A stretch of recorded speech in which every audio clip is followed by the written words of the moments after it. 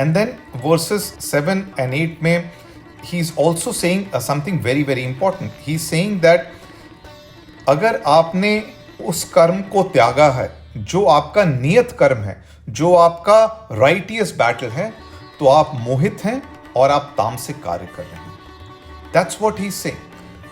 He who relinquishes an action from fear of physical suffering is performing rajasic action, is ignorant, and will never get the fruits of relinquishment. That's what he's saying.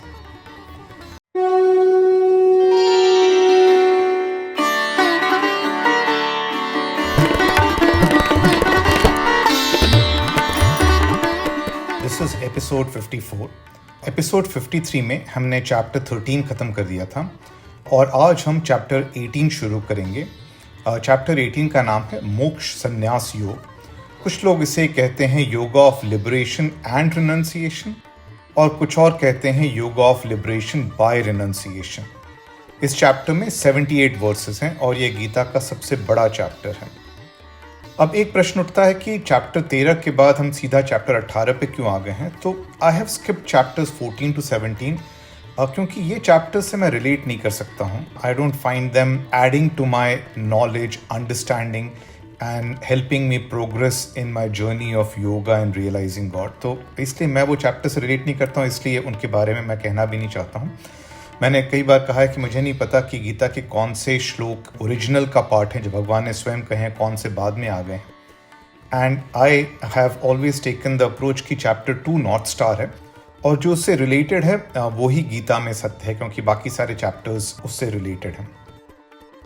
तो इसलिए हम chapter 18 पे आ गए हैं. अब chapter 1 जो था गीता का, वो गीता का सेटअप था, अर्जुन विषाद योग, जिसमें अर्जुन कह रहे हैं कि मुझे रास्ता दिखाइए. और चैप्टर 18 जो है ये कंक्लूजन है गीता का, जहाँ पर उन सभी विषयों के ऊपर डिस्कशन है जो पिछले चैप्टर्स में कहा गया है, जिनके बारे में पिछले चैप्टर्स में बात की गई है. ये चैप्टर संन्यास और त्याग के ऊपर एंकर करता है. It actually focuses on renunciation. और ये संन्यास और त्याग एक्शंस का है, अनब्राइडल्ड डिज़ायर्स का है, अटैचमेंट्स का है, वो सारे चीज़ों से रिनंसिएशन का है जो पेन कॉज करते हैं, जो टेम्पोरल हैं और जिनसे इंद्रियों और सेंसेशन से एंस्लेवमेंट होता है. So this chapter is anchoring around renunciation of actions, unbridled desires and attachments that cause pain, are temporary and result in enslavement to senses and sensations. तो आज हम कवर करेंगे इस चैप्टर के 12 वर्सेस 18.1 से 18.12. Let's start with literal translation and then will talk about some interesting things. So starting off with verse 1, Arjun Uvach, Sannyasasya Mahabaho Tattvam Ichhami Veditum Tyagasya Cha Hrishikesh Prithak Keshi Nishudana. तो अर्जुन कह रहे हैं कि हे महाबाहो, मैं आपसे ये जानना चाहता हूँ कि संन्यास और त्याग इन दोनों में क्या अंतर है. ये मुझे बताइए कि इन दोनों में क्या डिफरेंस है संन्यास और त्याग में. तो ये क्वेश्चन पूछ रहे हैं अर्जुन भगवान से. देन वर्स 2 इज श्री भगवान उवाच काम्यानाम कर्मणाम न्यासम संन्यासम कवयो विदुः सर्व कर्म फल त्यागम प्राहुः त्यागम विचक्षणः.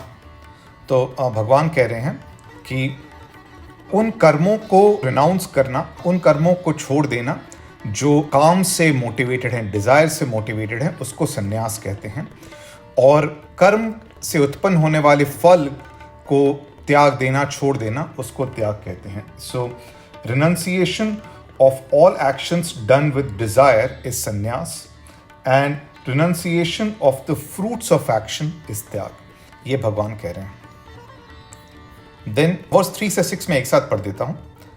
त्याज्यम दोषवत इति कर्म प्राहुः मनीषिणः यज्ञ दान तपः कर्म न त्याज्यम इति च अपरे. निश्चयं शृणु मे तत्र त्यागे भरत सत्तमं त्यागः हि पुरुष व्याघ्र त्रिविधि संप्रकीर्तितः यज्ञ दान तपः कर्म न त्याज्यम कार्यम एव तत् यज्ञो दानम तपश्चैव पावनानि मनीषिणाम. एतानि अपि तु कर्माणि संगम त्यक्त्वा फलानि च कर्तव्यानीति मे पार्थ निश्चितम मतम उत्तमम।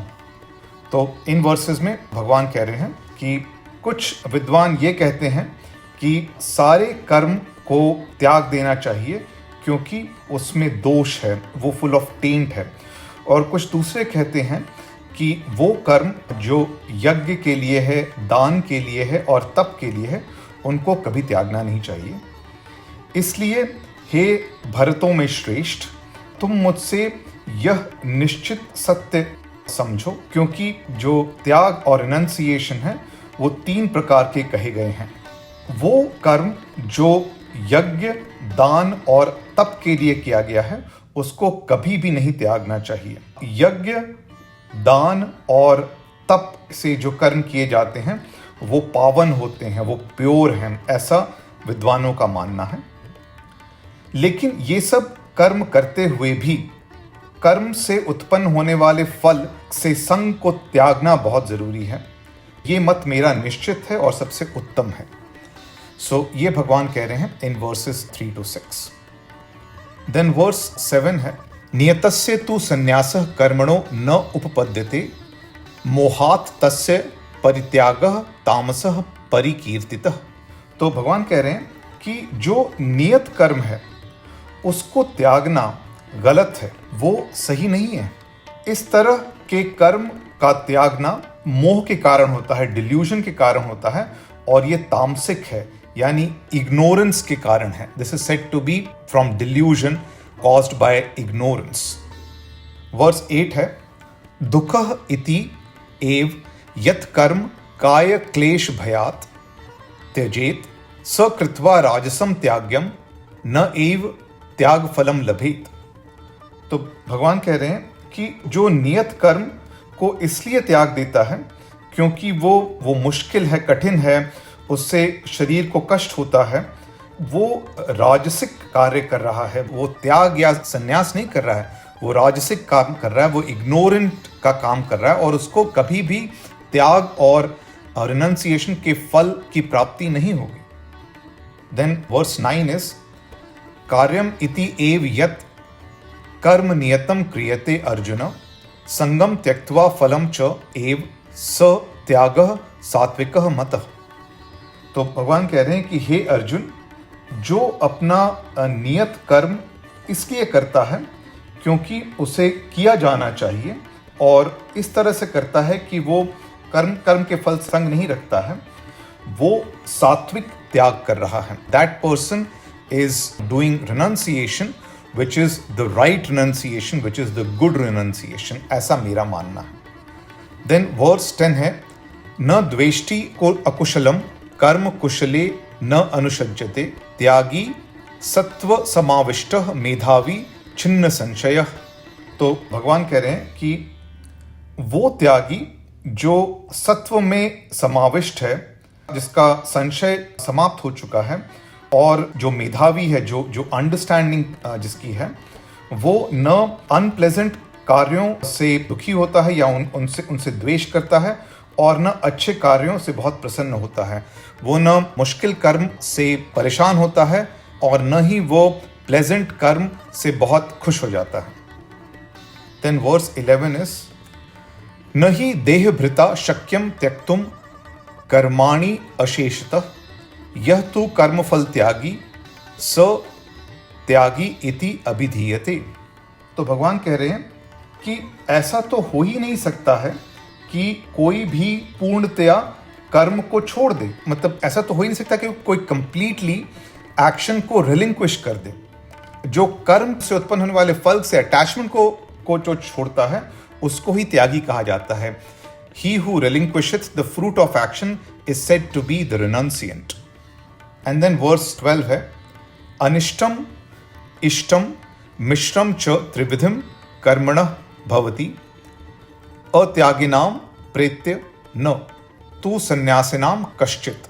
तो भगवान कह रहे हैं कि अच्छा, बुरा और मिश्रित, ये 3 आउटकम्स होते हैं एक्शन के, और ये 3 जो एक्शन है वो जिन्होंने त्याग नहीं किया है उनके लिए उत्पन्न होते हैं, लेकिन जिसने रिनाउंस कर दिया है उसके लिए नहीं होते हैं ये। तो ये वर्स 12 था और ये तो लिटरल ट्रांसलेशंस थे। You will see that God is talking about doing action, doing the prescribed action, fighting your righteous battle and doing it with renunciation, जो कि कोर है गीता का। Let's go to some verses. Let's look at verse 2। एक बार फिर से मैं पढ़ देता हूं। वर्स 2 इज काम्यानाम कर्मणाम न्यासम संन्यासम कवयो विदु सर्व कर्म फल त्यागम प्राहु त्यागम विचक्षणा। तो इस वर्ष में भगवान डिफरेंशिएट कर रहे हैं संन्यास और त्याग में। भगवान कह रहे हैं कि जब आप कर्म से डिजायर या अनब्राइडल डिजायर को हटा देते हैं तब वो संन्यास कहलाता है। तो संन्यास वो उस तरह से कर्म कर रहा है जिसमें आपने सारे अनब्राइडल डिजायर्स को हटा दिया है, और त्याग वो है जो रिनंसिएशन है कर्म से उत्पन्न होने वाले फल का। तो ये डिफरेंशिएशन है, लेकिन रियलिटी ये है कि as you read through this chapter you will find that त्याग एंड संन्यास are used interchangeably and both of them are kind of similar words, right. भगवान ने इन दोनों को थोड़ा सा अंतर बताया दोनों में, but then he uses it interchangeably also in this chapter.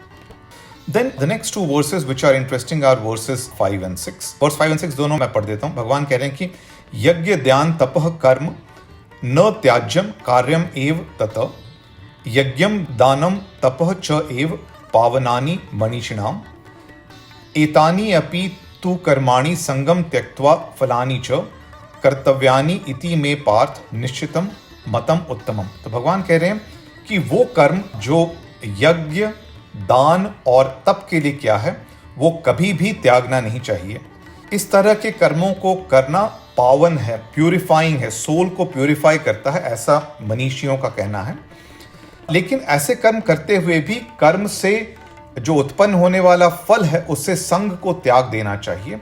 इस तरह से जो कार्य किया गया वो ही मेरे मत में उत्तम है और ऐसा मेरा मत निश्चित है। सो effectively God is saying that, any action which is done with yajna, यज्ञ क्या है? योग युक्त कर्म यज्ञ है। और योग युक्त कर्म क्या था? That action which is done with principles, with perseverance, with rational discrimination and renouncing the attachment to the fruits of action, renouncing the concept of doer, ये यज्ञ है। उसके बाद दूसरे शब्द का प्रयोग जो है वो दान है। दान है which is basically doing work for the welfare of others, charity, right? वो है। और तप जो है वो ऑस्टेरिटी, रिनंसिएशन, इस तरह कर्म जो ऑस्टेरिटी, रिनंसिएशन के लिए किया गया है, जो सेल्फ प्यूरिफाइंग है, इस तरह के कर्म को कभी भी त्यागना नहीं चाहिए, ये भगवान कह रहे हैं। लेकिन ऐसे कर्म करते हुए भी don't have attachment to the fruits of action. This is very important. और रियलिटी है कि हम लोग रोजमर्रा के जीवन में रोज जाते हैं और भगवान के सामने हाथ जोड़ते हैं और हमेशा कुछ मांग लेते हैं कि हे भगवान ये हो जाए, हे भगवान वो हो जाए। पर भगवान खुद कह रहे हैं कि कर्म करो, लेकिन जो ये अटैचमेंट जो उसके फ्रूट्स ऑफ एक्शन से होता है कि मैंने पूजा की और उससे मेरा ये भला हो जाएगा, मैं एग्जाम में अच्छा कर लूंगा, ये this is not right. That's what he say. So do action but without attachment to the fruits of action. And then verses 7 and 8 में he is also saying something very very important. He is saying that अगर आपने उस कर्म को त्यागा है जो आपका नियत कर्म है, जो आपका राइटियस बैटल है, तो आप मोहित हैं और आप तामसिक कार्य कर रहे हैं। That's what he is saying. He who relinquishes an action from fear of physical suffering is performing rajasic action, is ignorant and will never get the fruits of relinquishment. That's what he's saying. So these were the verses for today. Hopefully you found it interesting. Thank you.